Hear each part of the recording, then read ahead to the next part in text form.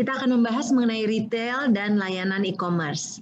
Mungkin kadang-kadang kita merasa bahwa oh ya kita udah tahu semuanya ya, tapi saya pikir ada bagusnya juga untuk melihat dari sisi sudut pandang yang lain tentang bagaimana e-commerce untuk retail dan layanan atau service ya, bukan produk.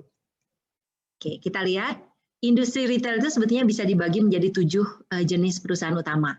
Ada barang dagangan umum ya, jadi macam-macam lah kayak kelontongan, barang tahan lama, toko yang specialty. Kalau specialty itu misalnya pet store gitu ya, misalnya pet store atau barang-barang yang menjual misalnya perkakas gitu ya. Nah itu bisa juga yang semacam itu kita sebut toko khusus gitu ya. Alat kesehatan bisa juga ya, ada ya, kita udah lihat sendiri e-commerce ada juga yang khusus itu. Kemudian makanan dan minuman, bensin dan bahan bakar ada juga ya ternyata online retail store. Walaupun mungkin kalau di Indonesia nggak biasa lihat itu. Kemudian ada moto, mail order, telepon order. Itu biasanya mirip kayak katalog gitu ya. Dan juga ada perusahaan retail online. Nah, setiap jenis menawarkan peluang untuk retail online dan sektor moto paling mirip dengan sektor penjualan retail online sekarang ini. Nah, jadi kalau zaman dulu, mungkin kalian terlalu muda ya pikir-pikir. Kalau saya udah pernah saya sering dapat katalog gitu ya, apalagi kalau menjelang mau hari raya gitu ya, menjelang hari raya itu biasanya ada yang nawarin katalog untuk bingkisan Lebaran, bingkisan Natal, kemudian apa ya. Nanti kita lihat katalognya lalu kita pesan. Nah kalau sekarang semuanya udah digital. Saya udah lihat sendiri, terutama kemarin yang terasa juga pada saat Idul Fitri dan juga terasa pada saat Natal, saya mendapat dari WhatsApp katalog-katalog tersebut sudah dalam bentuk digital dan kita tinggal memesan atau di Instagram juga ya. Cuman sayangnya memang yang saya lihat seperti tahun lalu juga ada ternyata banyak penipu ya, dan kebetulan yang beli perusahaan misalnya beli 1000 unit gitu ya, aduh kebayang deh ya 1000 unit ternyata ketipu, waduh luar biasa ya. Jadi seremnya memang itu, dan kita sudah sempat bahas juga soal keamanan. Ya seperti inilah dunia baru kita gitu ya, bahwa online retail store itu memang sudah sangat meraja gitulah ya kalau di dalam kehidupan kita. Komposisi industri retail sendiri ini yang tadi saya sudah sebutkan ya. Jadi paling banyak itu yang durables, yang barang tahan lama gitu ya. Terus general merchandise, di sini special store misalnya ya tadi perkakas, home bangunan lah, alat keperluan bangunan kayak gitu ya. Terus food, ada gasoline, ada online retail, ada moto. Nah, lingkungan dari online retail store memang sesuatu yang kita bisa amati bahwa terus berubah dengan sangat dinamis. Selama hari-hari awal retail, pada hari-hari awal e-commerce ya, orang-orang itu memang memperkirakan bahwa industri retail akan merupakan sesuatu yang revolusioner ya, dan kita selalu mencari cara untuk mengurangi biaya. Kemudian kita juga pengen cari cara untuk pemasaran lebih rendah. Kita juga pengen supaya biaya si toko fisik itu bisa berkurang. Dan kalau bisa, kita nggak ada perantara lagi. Karena tanpa perantara berarti ada biaya yang bisa kita hemat ya.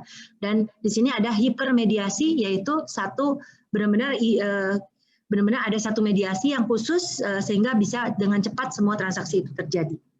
Nah, saat ini menjadi jelas bahwa hanya sedikit dari asumsi awal tentang masa depan online retail yang benar gitu ya.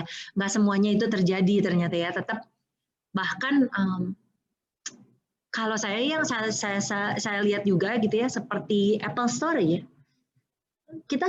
mungkin kita kepikir Apple Store enaknya online juga udah cukup gitu ya, tapi ternyata dengan keberadaan si toko fisik itu mendorong lebih banyak orang beli karena mereka udah nyobain, mereka udah touch, udah feel ya, jadi ada begitunya tuh. Ternyata walaupun tadinya kita pikir semua akan beralih ke online, dunia maya semua nih, ternyata tidak semua. Tetap ada produk dan jasa yang harus mau nggak mau nih, walaupun memungkinkan untuk online, tetap disediakan dalam bentuk fisik. Kita lihat bahwa struktur pasar retail itu ternyata belum mengalami revolusi. Kenyataannya adalah konsumen online tidak terutama didorong oleh biaya. Kadang-kadang mereka pengen banget ya melihat merek tertentu, lalu juga nilai yang dirasakan, dan mereka pengen merasakan gitu ya, ke sana dan datang dan melihat dulu. Jadi kalian tahu ya di Bandung mungkin kalian sekarang nggak semua lagi di Bandung. Di Bandung kan sebentar lagi toko IKEA buka tuh, ya. Kalau di Jakarta IKEA itu udah ini laris banget gitu ya. Di Bandung saya sebenarnya sangat excited ya menunggu IKEA itu buka. IKEA itu jualan online loh, dan dia ngirim juga bisa di KBP ya, kan ini mau buka di KBP. Tapi kalau berada di dalam toko fisiknya IKEA itu perasaannya beda. Kalau kalian belum pernah ke toko IKEA sebelumnya, saran saya ya, kalau ada di dekat kamu, kalau kamu di Jakarta, kalau pas ke Bandung, datengin. You will feel that different experience. Dan menurut saya itulah makanya toko fisik itu nggak bisa dihilangkan walau bagaimanapun. Ya, nah kemudian kita juga melihat tren di pasar, biaya masuk online market itu diremehkan, dan juga biaya untuk mendapatkan pelanggan baru ternyata tidak semurah itu ya. Aku udah ngalamin sendiri ya, tidak murah loh. Jadi bahkan kalau misalnya kita membicarakan ngomong e-commerce ya, terus kita mau promosi di Facebook, kalian akan melihat bahwa hati-hati ya, jangan marginnya terlalu kecil. If your margin itu small, kamu akan terkikis semua keuntungan itu gara-gara biaya pemasaran. Ya, jadi kemarin ada rule of thumb sih sedikit pas saya dengar-dengar terus ngobrol-ngobrol. Kalau bisa sih 1 unit produk yang kita jual di online itu setidaknya untuk 100.000 katanya. Kalau gue bilang kenapa 100.000? Soalnya sengaja hitung-hitung. Sebenarnya biaya untuk marketing kita itu nggak kecil. Ya, nah jadi kalian juga harus pikirkan bahwa oke, kalian nggak bisa jual barang yang marginnya terlalu kecil di online ya tanpa pertimbangan yang seksama ya. Kalau enggak kamu habis semua tuh profitnya. Oke. Kemudian perusahaan tradisional yang lebih tua seperti raksasa perdagangan umum dan pengecer berbasis katalog yang sudah mapan itu sekarang memang mengambil alih sebagai situs retail online teratas. Kenapa? Karena memang mereka berpengalaman. Mereka udah terbiasa menjual lewat katalog, mereka udah terbiasa kasih spek yang baik. Oleh karena itu sangat mudah menjual secara online.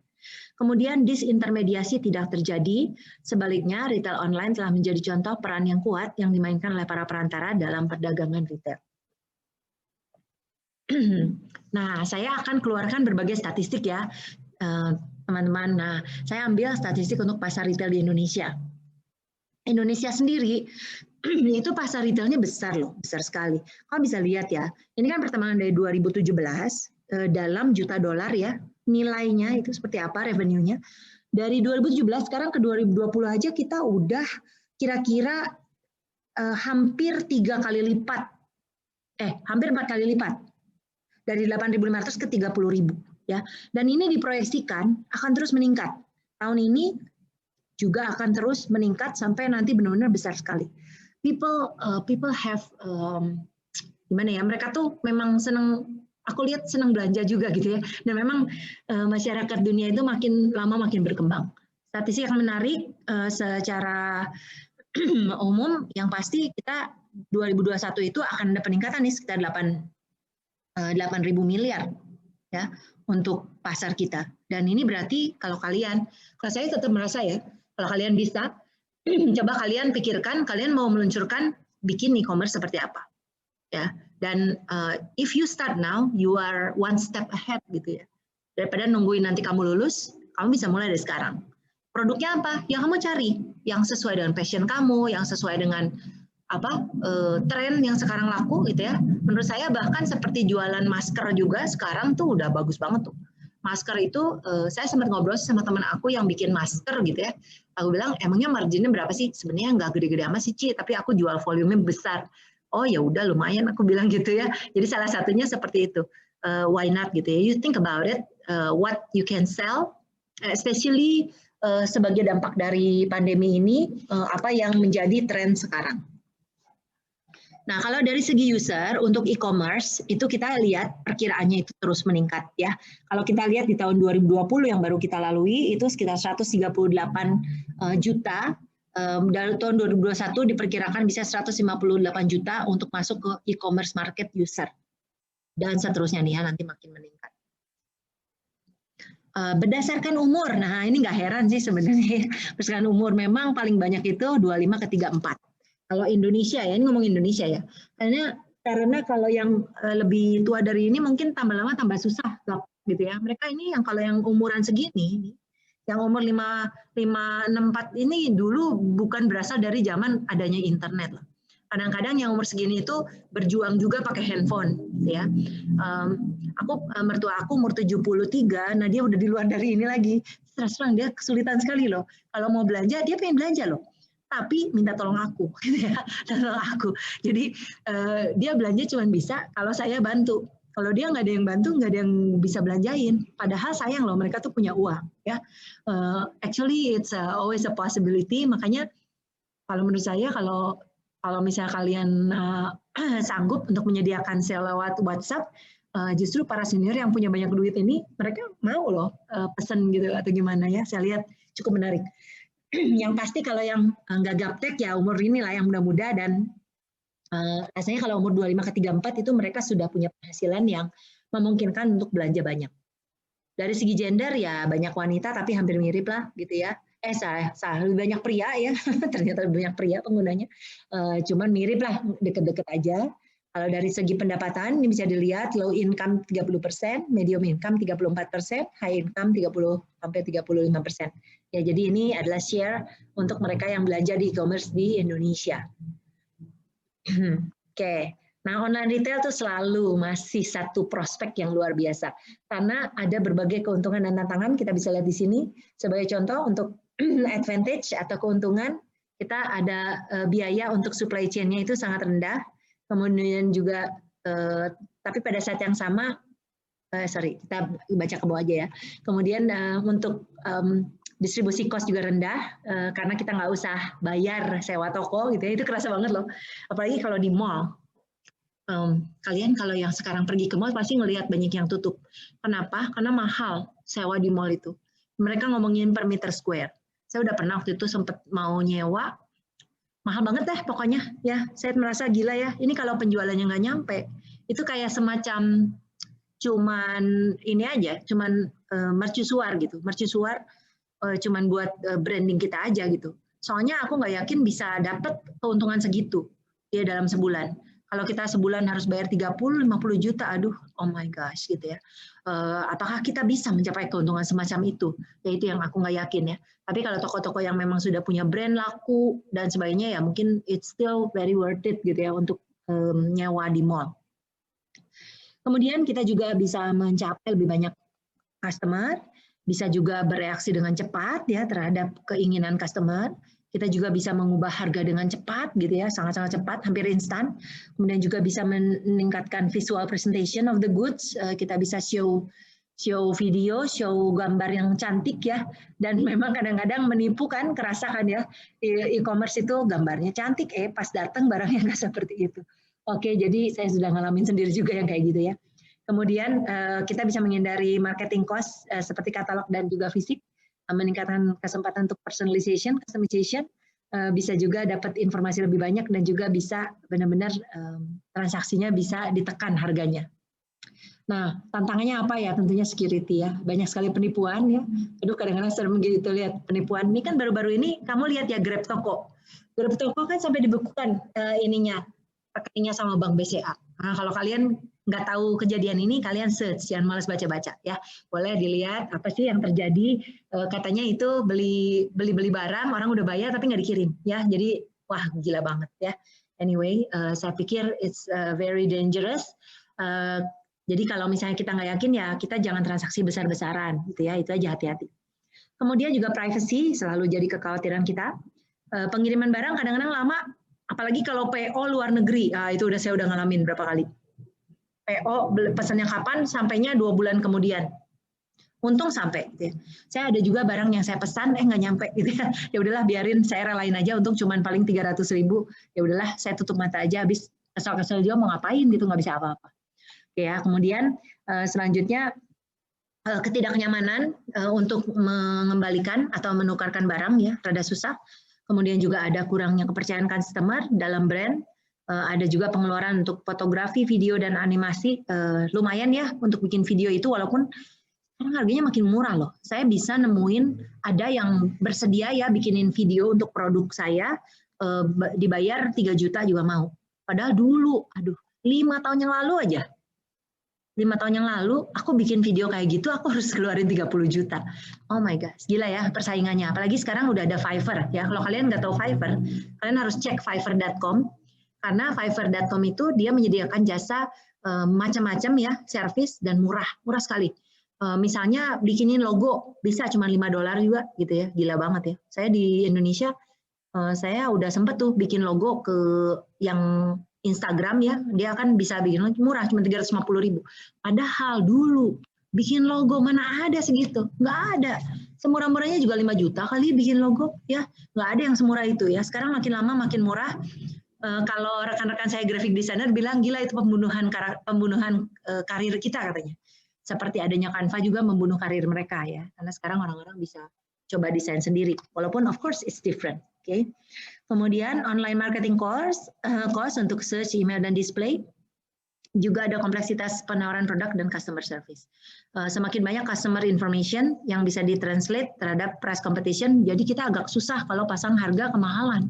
Karena orang akan beli yang selalu yang cari yang termurah, tapi yang terpercaya. Nah ini masih ada komponen terpercayanya. Ya, jadi saya merasa sendiri, saya nggak mau loh beli barang yang terlalu murah, karena saya biasanya ketipu atau ternyata barangnya palsu gitu. Jadi males lah.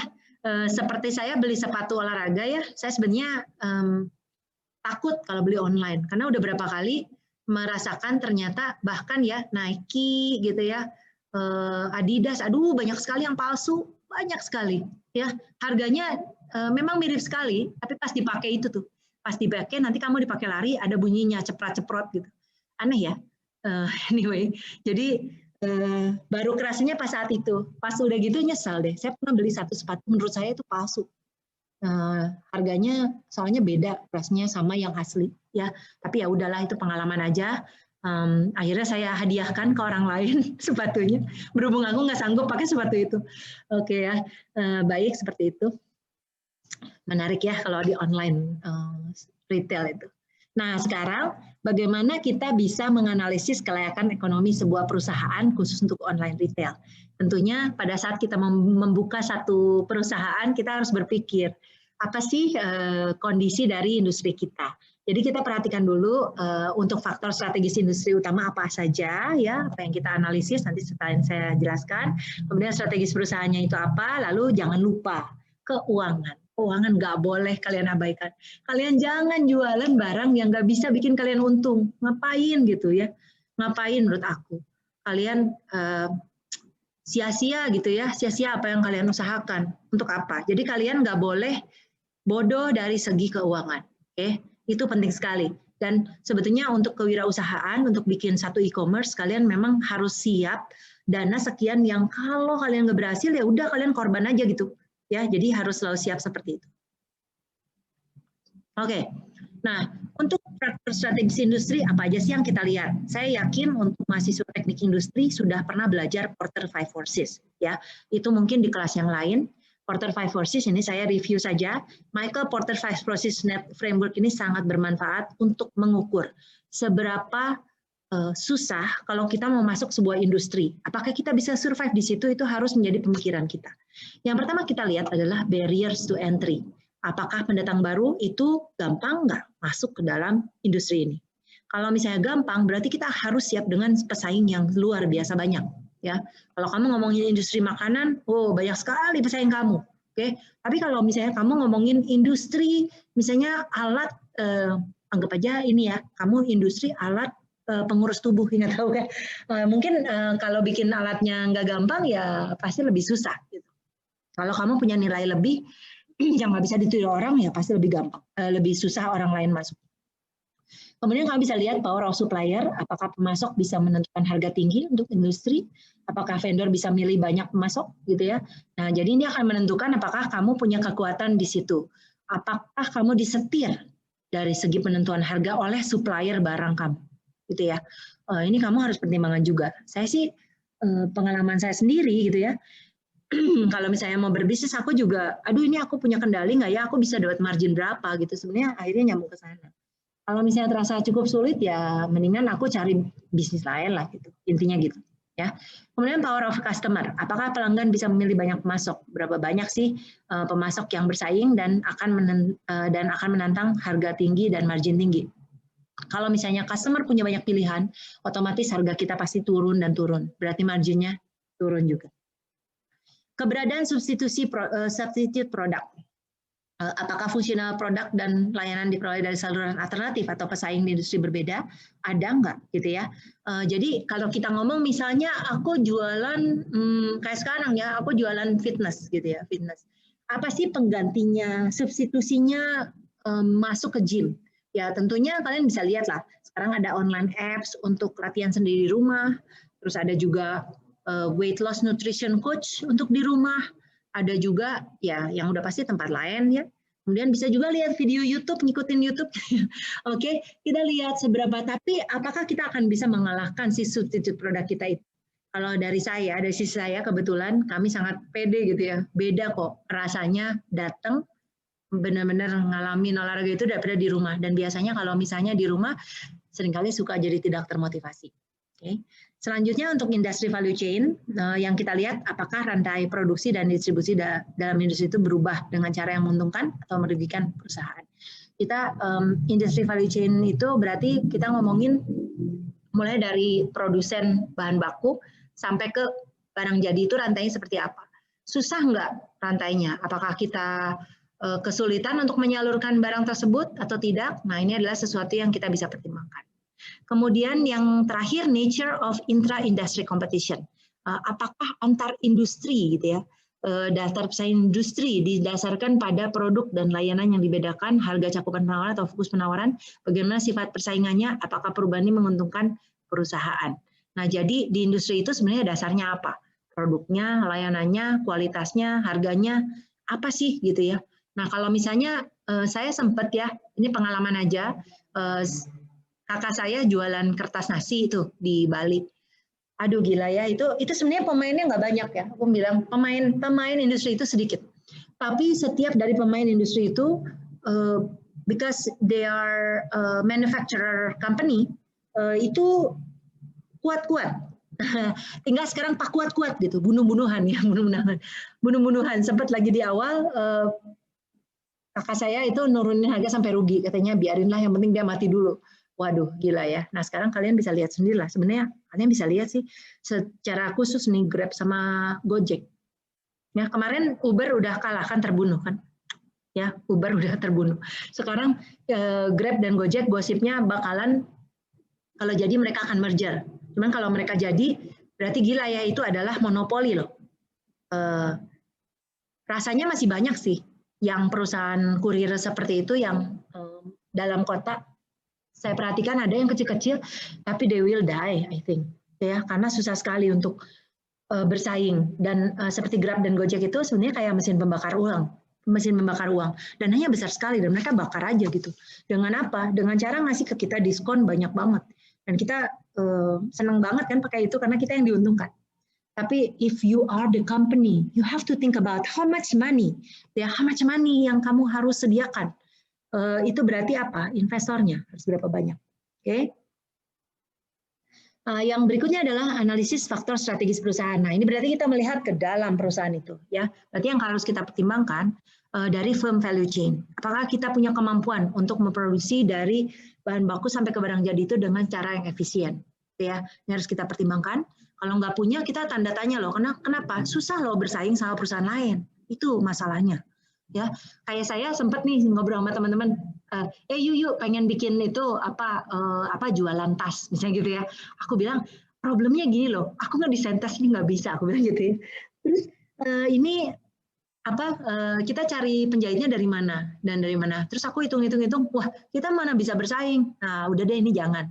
Nah tapi kalau bisnis lain misalnya, oke, kalau masak kita bisa, peralatan udah ada, segala macam udah ada, kita bisa nih, harga kita bisa menang dibandingkan kompetitor.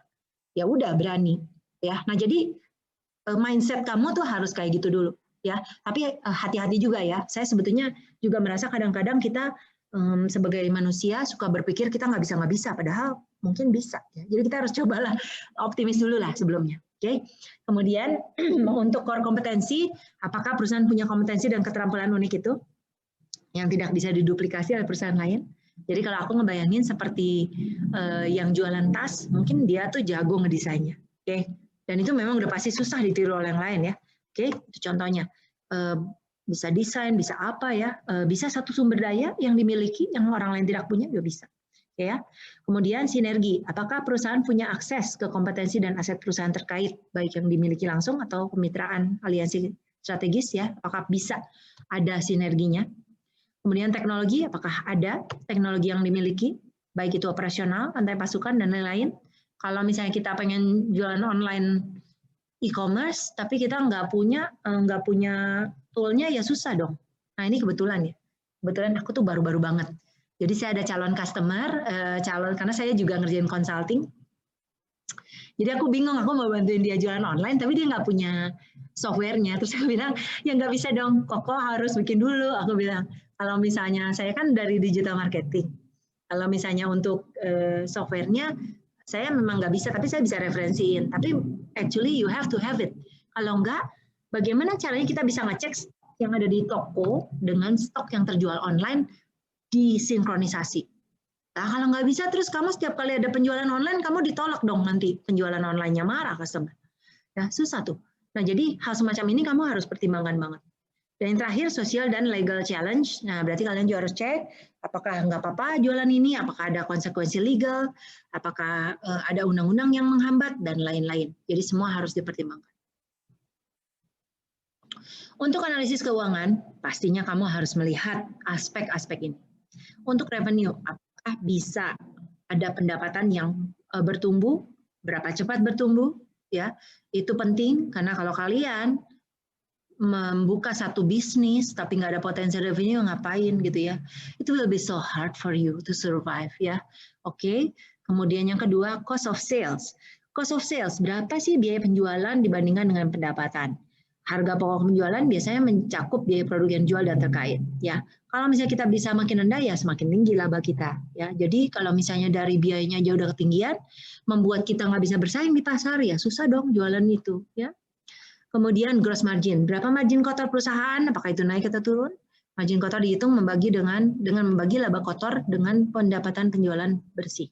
Margin kotor bisa memberitahu kalau perusahaan memperoleh atau kehilangan kekuatan pasarnya dibandingkan dengan pemasok utamanya.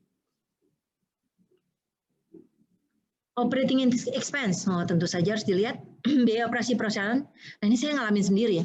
Kadang-kadang kesulitannya itu gimana sih caranya neken biaya operasional. Rasanya kita udah berusaha untuk hemat ya, tapi selalu aja ada sesuatu gitu ya. Kayak kemarin aku juga nggak nyangka gitu ya, misalnya pas aku jualan makanan itu, nggak nyangka aku tuh harus gantiin ada beberapa makanan yang rusak. Ya itu sebenarnya salah di kita juga sih. Salah di proses, ada juga yang bukan salah di kita loh. Jadi kurirnya janji akan mengirimkan 3 hari sampai, ternyata melar sampai ke 5 hari, pas 10 hari ya rusak lah makanan kita. Karena kita nggak melalui sterilisasi seperti pakai menggunakan bahan-bahan kimia, karena kita natural semua. Jadi sebetulnya in general nggak bisa lama. Nah oleh karena itu kita harus biaya-biaya seperti tersebut yang nggak terduga ya kita juga harus pikirkan dengan baik. Ya. Nah, untuk perusahaan e-commerce ternyata untuk biaya pengeluaran itu khusus untuk kompensasi karyawan, kemudian perdagangan elektronik dan lain-lain itu cukup besar, biaya teknologi juga besar, jadi hati-hati untuk operating expense, sebisa-bisanya kita akan mengoperasikan dengan efisien. Operating margin berarti pendapatan dikurangi dengan operating expense, gitu ya intinya ya. Dan ini merupakan indikasi kemampuan perusahaan dengan mengubah penjualan menjadi laba sebelum pajak setelah dikurangi biaya operasional. Margin operasi mengasih tahu kalau operasi perusahaan kita itu akan menutupi biaya operasinya, termasuk biaya bunga dan biaya non-operasi lainnya. Kalau kita nggak punya operating margin yang positif, ya rada berat loh. Kenapa aku bilang berat? Berarti kalian tuh cuma bisa kayak hidup empot-empotan gitu ya.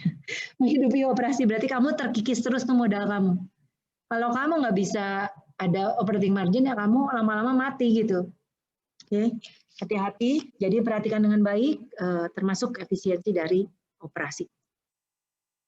Net margin berarti keuntungan bersih, yaitu margin persentase penjualan kotor yang bisa dipertahankan perusahaan semua biaya dikurangkan menjadi margin yang bersih. Dan ini berarti kita sudah pendapatan yang bersih, ini benar-benar merangkum kesuksesan perusahaan kita dalam menghasilkan laba. Margin bersih memberitahu kita juga bahwa perusahaan kita efisien, bisa menguntungkan, ya, dan juga bisa mempertahankan kelangsungan hidupnya. Selanjutnya tipe online retail. Nah, kalau di Indonesia ya, sebetulnya aku merasa bahwa kita sebenarnya nggak semua punya ini. Ini kebetulan aku ambil dari buku teks Amerika, jadi dia membahas kalau di Amerika itu ada 4 tipe online retailer. Nah, proporsinya sebagai berikut, yang paling besar adalah virtual merchant, kemudian yang kedua adalah omni channel atau multiple channel, termasuk brick and click gitu ya. Kemudian ada katalog yang 8% ini, dan manufacturer direct. Kita lihat ya satu-satu. Tantangannya, virtual merchant contohnya adalah Amazon.com. Ya, jadi virtual merchant adalah perusahaan e-commerce dengan saluran tunggal menghasilkan semua pendapatan mereka dari penjualan online. Dan ini termasuk bangun bisnis dan nama merek dengan cepat, banyak pesaing di pasar virtual, luar biasa ya, persaingannya berat ya. Nah, jadi nanti di sini ada berbagai biaya yang harus kita pertimbangkan, kemudian juga kurva learning curve atau kurva pembelajaran yang curam, maksudnya cepat sekali gitu ya untuk belajar sesuatu yang baru, dan juga bisa dengan cepat mencapai efisiensi. Amazon adalah contoh pedagang virtual yang paling terkenal, dan memang tantangannya adalah bagaimana mereka bisa bersaing dengan pesaing yang luar biasa ada di seluruh dunia. Dan tergantung dari negaranya bisa beda-beda ya. Jadi sebagai contoh kalau Amazon dengan Indonesia ya pesaingnya adalah apa? Shopee, Tokopedia. Ya, contohnya itu. JD.com banyak ya. Aku terus terang nggak tahu kenapa saya tuh dengan sendirinya pakai paling sering Tokopedia sama Shopee. Padahal bisa JD, Lazada gitu, masih banyak ya sebenarnya alternatifnya. Nah, kalau omnichannel ini biasanya adalah multiple channel, brick and click. Jadi ada toko operasi, ada juga saluran retail online. Nah, yang kesulitan mereka adalah karena ada bangunan, itu cukup tinggi loh. Ya, bangunan fisik itu biayanya tinggi, staf penjualan juga tinggi, nggak pernah sedikit loh jumlah staf di department store. Ini contohnya ya Macy's ya, Macy's itu mirip kayak Matahari kalau di Amerika, cuman Macy's itu ya benar mirip banget sama Matahari ya, dan Sogo ya, mungkin kelasnya lebih ke kelas Sogo sih, ya lebih ke kelas Sogo. Tapi mereka jualan online, cuman tantangan mereka adalah bagaimana mereka bisa menekan biaya tersebut. Lalu juga mereka harus koordinasi harga di seluruh saluran, ya supaya mereka tidak saling membunuh gitu ya. Dan ini adalah satu tantangan mereka. Nah, kalian bisa lihat ya, sebetulnya gara-gara pandemi kemarin, ya, gara-gara pandemi kemarin di tahun 2020, itu Macy's ini termasuk yang benar-benar tercederai gitu ya. Jadi mereka tadinya sangat kuat, tapi bisa dilihat mulai dari Februari 2020 aja ini mereka udah nutup 125 toko fisik. Sampai 2.000 pekerjaan hilang. Terus mereka juga menutup secara temporer berbagai lokasi, ya ini waktu bulan Maret, dan ini baru banget nih, karena saya baru screenshot kemarin, Macy's menutup lagi 45 toko di 2021. Gila ya, serem banget. Tapi it's a smart move menurut aku. Kadang-kadang kita harus mengambil keputusan itu karena kita harus survive. Kalau misalnya mereka online retail tetap jalan, mereka pasti bisa survive kok. Tetap ada sejumlah karyawan yang bisa bertahankan. Cuman rasanya dengan toko ini wah siap-siap aja nih. Kalau 45 toko, 125 toko 2.000, mungkin 45 toko itu sepertiganya sekitar 700 pekerjaan akan hilang. Oke, kalau katalog merchant seperti apa? Katalog merchant ini jarang ya di Indonesia, saya ngerasanya. Katalog merchant adalah perusahaan mapan yang punya katalog offline biasanya, tapi sekarang mereka sudah online ya. Jadi salah satu contoh adalah Lands' End. Lands' End ini jualan baju-baju wanita dan pria ya. Secara khusus banyak yang outdoor gitu ya. Dan barang mereka nggak murah, mahal-mahal. Ya, saya sendiri nggak mau beli kemahalan ya, kemahalan waktu di sana pun saya nggak pernah beli karena memang mahal sekali kerasanya biayanya ya. Nah, tantangan mereka adalah biaya tinggi untuk mencetak dan mengirimkan katalog, kemudian kebutuhan memanfaatkan aset dan kompetensi ada untuk teknologi baru, juga mengembangkan metode penanganan pengembalian ya. Soalnya kan kalau yang beli-beli katalog ini ya pasti harus ada refundnya juga kalau misalnya terutama produknya cacat atau ada masalah. Mereka juga harus menghadirkan e-commerce dan mempekerjakan staf dengan keterampilan yang terbaru. Manufacturer direct merchant, nah contohnya itu Dell Computer. Rasanya di Indonesia cukup mahal loh Dell Computer, ada sih, tapi a bit expensive gitu ya. Kalau misalnya di Amerika, buat di Amerika itu sebetulnya Dell itu termasuk komputer set yang murah. Kenapa murah? Karena mereka langsung directly from the manufacturer. Jadi nggak ada biaya perantara itu. Orang-orang bisa beli customize langsung dari website mereka. Nah, pada saat Dell dulu pertama diluncurkan, kita senang banget loh, karena kita bisa customize, kita pilih komponennya, ada alat bantunya yaitu dari websitenya, dan ini keren banget. Nah, tantangan mereka adalah apa? Konflik channel gitu ya. Karena mereka juga pengen mereka akan bersaing dengan channel-channel lain ya yang fisik dan di toko. Kemudian mereka juga pengen bisa mengembangkan pesanan online dari sistem yang cepat responnya dan juga bisa membuat operasi yang efisien dengan layanan dan dukungan secara online. Dell keren sekali ya, Michael Dell itu sukses sekali dan menurut saya it's one of the example gitu ya, ide baru, sekarang sudah nggak baru ya, dulu ide baru yang sukses sekali pada saat dia mulai meluncurkannya, karena justru belum ada di saat-saat itu. Oke, selanjutnya kita mau lihat fitur utama dari sektor layanan online. Nah, kalau layanan itu service itu seperti banking ya, contohnya. Kemudian mungkin kayak sekarang nih sebenarnya aku nggak nyebutin di sini medical ya. Kalian di sini ada yang udah nyobain Halodoc gitu ya, Grab Medical. There is actually an example of this online service sector ya, murah loh. Aku pernah iseng, aku nyobain saking penasarannya gitu ya. Aku sengaja Grab Medical, aku coba chat, ternyata beneran di sananya ada dokter, mudah-mudahan bener ya. Aku coba 20.000 cuma konsultasi soal nutrisi, itu aja ya. Menurut saya murah banget, walaupun terus aku pikir-pikir, gak enak juga ya nggak ketemu dokternya ya. Rasanya kan pengen konsul ke dokter tuh ketemu dokter. Tapi keren banget, bahkan sekarang kalau kalian ada yang sampai amit-amit gitu ya kena COVID, kalian bisa banget konsultasi di Halodoc ya, contohnya seperti itu. Ada Halo Dokter, ada Halodoc ya. Kemudian, sektor jasa adalah bagian ekonomi terbesar paling cepat berkembang, terutama di industri maju, negara maju. Kelompok industri jasa yang utama yang sudah beralih ke online adalah keuangan, insurance, real estate, bisnis, kesehatan. Dalam kategori industri jasa, perusahaan bisa mengkategorisasi lebih jauh dalam kelompok yang melibatkan perantara transaksi atau broker, maksudnya broker ya. Jadi melibatkan penyediaan layanan langsung. Dengan beberapa pengecualian, sektor jasa biasanya merupakan industri yang padat pengetahuan dan informasi. Jadi banyak sekali layanan unik ya di sini. Nah, e-commerce menawarkan peluang yang luar biasa sehingga transaksinya sangat efisien. Kalian bisa beli asuransi secara online ya. Saya beli beberapa kali sih asuransi secara online. Khususnya asuransi perjalanan ya. Jadi saya tinggal beli-beli aja, klik bayar kartu kredit selesai. Nanti tinggal, dan itu bisa menjadi murah sekali karena kayaknya tidak ada keterlibatan agen tertentu gitu yang harus ngurusin repot warawiri gitu ya. Dan luar biasa, itu salah satu perubahan yang saya sudah rasakan. Oke, kita lihat ya untuk keuangan. Untuk keuangan yang paling jelas tampil gitu ya, mungkin adalah perubahan dari e-money gitu ya. Di sini saya tampilkan ada GoPay, ada MimoPay, Kudo, wah banyak sekali nih sebenarnya. Sendit juga, Sendit ini jasa pemrosesan kartu kredit gitu ya. Ini banyak banget ya. Dan it's our world of finance today. Ya, saya kemarin sempat berapa kali pertimbangkan mau pakai Moka, terus tahu-tahu ada keluar lagi yang saingannya Moka. Ya, banyak banget deh pokoknya. Ya, udah. Tapi tetap loh. Masih berpotensi ya menurut aku, karena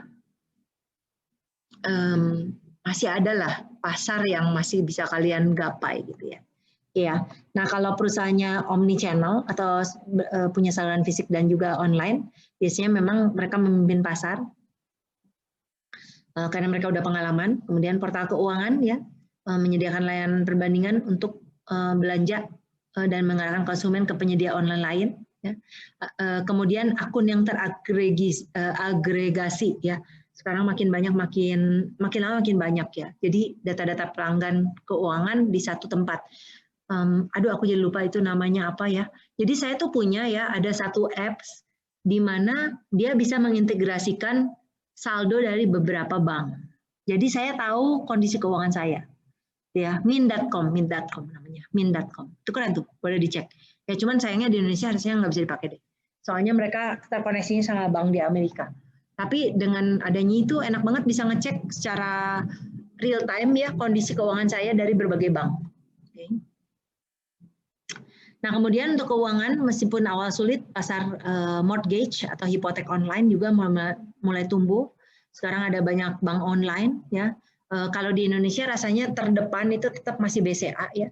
BCA sekarang saya nggak tahu kalian nyadar nggak, BCA itu sekarang kalau kamu buka ada BCA Lifestyle. Kamu bisa beli tiket loh sekarang dari BCA. Jadi BCA mulai merambah masuk ke dalam bisnis travel. Isn't that crazy gitu ya? Jadi that's how it change gitu ya. Kemudian asuransi berjangka, asuransi jiwa berjangka juga sama ya. Ini juga termasuk yang beralih ke online mulai. Cuman ini memang yang menyedihkan tuh mungkin nanti buat agen-agen, ya agen tetap ada kelebihannya sih, karena mereka bisa tanya jawab dengan lebih luas gitu ya. Tapi ya it's a challenge, oke? Okay? Kemudian real estate juga sama, real estate.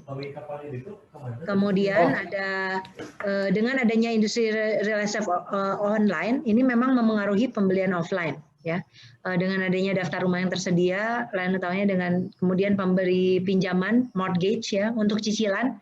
Sekarang enak banget ya bisa langsung dihitungkan. Ya, kalau kalian lihat situs untuk yang real estate, jualan real estate itu contohnya seperti kayak rumah 1, 2, 3, profit gitu ya. Di apps kalian tinggal buka, kalian bisa lihat bagaimana mereka bantu kita untuk memutuskan mau kredit atau beli satu properti. Ini contoh capture untuk asuransi ya. Ini kita bisa langsung klik beli sekarang ya. Luar biasa. Saya juga udah lihat sebenarnya selain dari yang MSIG ini banyak ya. Saya mau beli asuransi travel, mau beli asuransi untuk sport ya. Di Indonesia juga udah tersedia sport asuransi. Saya masih cari-cari semoga ada asuransi buat pet gitu ya. Nggak tahu juga ya. Saya cuma iseng-iseng aja mikirin, oh mungkin jangan-jangan butuh juga. Tapi ini adalah satu tren yang sekarang di Indonesia pun sudah berjalan. Kemudian untuk layanan perjalanan online, nah tentunya sudah terasa sekali ya.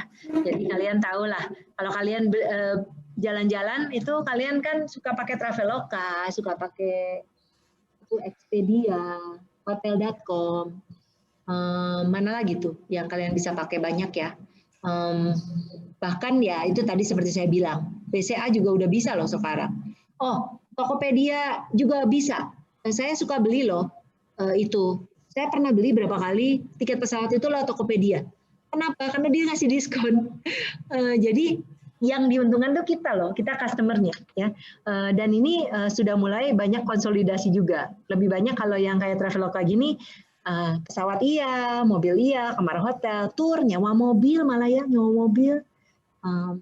Padahal kalau kalian iseng ngecek ya, saya pernah tuh pesan hotel di Traveloka, pas aku telepon ke hotelnya langsung, harganya bisa lebih murah di hotel.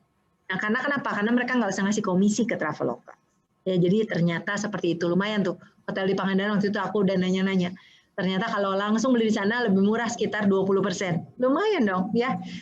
Tapi ya enaknya kalau lewat Traveloka berarti kita terjamin, kita juga merasa aman gitu ya. Ya banyak faktor lah ya pokoknya. Oke. Kemudian untuk selanjutnya bidang apa? Bidang layanan karir. Oh, of course, karir online. Kalau dulu bayangin gitu ya, sebelum ada karir online e-commerce, how do you apply for a job? You have to go there. Ya, kamu harus pergi ke situ. Kamu harus melamar dengan datang ke perusahaan, mengantarkan lamaran, menunggu interview di sana. Sekarang sebetulnya apalagi dengan adanya kemungkinan untuk bekerja dari rumah dan lain-lain, we can apply for a job online. Bisa melalui portal ya seperti JobsDB, bisa juga kirim email aja ya, dan juga masih banyak hal ya. Dan saya sendiri juga, saya sebagai perusahaan, saya kalau cari karyawan itu saya bisa lewat sini, saya juga bisa lewat channel-channel lain yang online untuk memperluas kemungkinan bisa mendapatkan pegawai. Oke, nah berikutnya adalah model bisnis on demand. Nah, kalau on demand itu berarti sesuai dengan permintaan. Perusahaan layanan sesuai permintaan, maksudnya diminta lalu ada gitu ya. Nah, jadi menyediakan platform, klik. Oke. Platform yang memungkinkan pengiriman berbagai layanan sesuai dengan permintaan kita dan menghubungkan penyedia atau penjual yang ingin memanfaatkan sumber daya cadangan mereka. Misalnya bisa nyewain mobil, kalau mobil nggak dipakai, kamar, tempat tidur, dan kemampuan melakukan berbagai layanan melalui tenaga pribadi mereka, konsumen yang ingin memanfaatkan sumber daya dan layanan tersebut. Perusahaan mengurangi biaya dari penjual dan pembeli untuk menggunakan platform. Ya, ini sebagai contoh adalah Airbnb. Ya, Airbnb itu penyewaan kamar, nggak usah via hotel, bisa jual kamarnya. Dan ini sangat menguntungkan ya buat kita. Kalau kalian punya villa, punya ruangan yang nganggur, kalian bisa sewakan saja. Dan saya sendiri merasa bahwa ini sangat membantu sebagai saya. Karena saya kalau pergi-pergi suka bawa anjing saya bisa cari-cari di mana ya rumah yang mau ngebolehin saya bawa anjing gitu ya. Contohnya seperti itu. Jadi based on my demand, yaitu untuk mencari tempat di mana saya boleh membawa hewan peliharaan. Oke ya. Bentuk lain nih dari Airbnb, kalau kalian tahu pernah dengar namanya Couchsurfing ya, Couchsurfer.com itu kalian bisa pergi kemanapun seluruh dunia dengan free nginepnya gitu ya di Couchsurfer, karena itu Anda berarti akan nginep di satu rumah orang lain dan nebeng di sofa mereka, gitulah intinya. Ya, jadi ada seperti itu juga. Terus yang lebih aneh lagi, kalau kalian belum nyadar ya, ada situs namanya MateX. Ya, MateX itu apa sih? MateX itu kayak pembantu, tapi kamu get the help for free gitu ya, get asisten rumah tangga for free gitu ya. Dengan apa? Dengan kita menyediakan tempat buat mereka. Jadi misalnya kamu ada rumah di rumah sendiri, kamu ada kamar ekstra, kamu masukin ke dalam MateX, kamu oke kan ada orang mau tinggal di sini selama sebulan, tapi dia harus bantu kita. Misalnya dia boleh ngajarin anak-anak pelajaran atau boleh juga jadi pembantu bersih-bersih, apalah ya. Tapi itu gila banget loh, itu ide itu sebenarnya aku kadang-kadang astaga kok bisa sih mikirin kayak gitu. Ya tapi itu ada loh. Ini sangat menarik ya. Saya lupa mesti saya capture ke sini, itu menarik sekali. Aku kebetulan bos aku sudah sempat nyobain dan menarik sekali. Jadi mereka ketemu sama banyak orang dari berbagai negara dan networknya lebih luas. Cuman kadang-kadang memang nggak semua orang menyenangkan gitu ya. Malah kadang-kadang MateX-nya nebeng, terus kita kayak jadi pembantu dia, itu juga pernah. Jadi aku ketawa-ketawa aja dengernya. Berhubung lucu banget gitu ya ngebayangin orang nebeng, terus kita kayak pelayannya dia, astaga. Anyway, hopefully it doesn't happen to you, okay?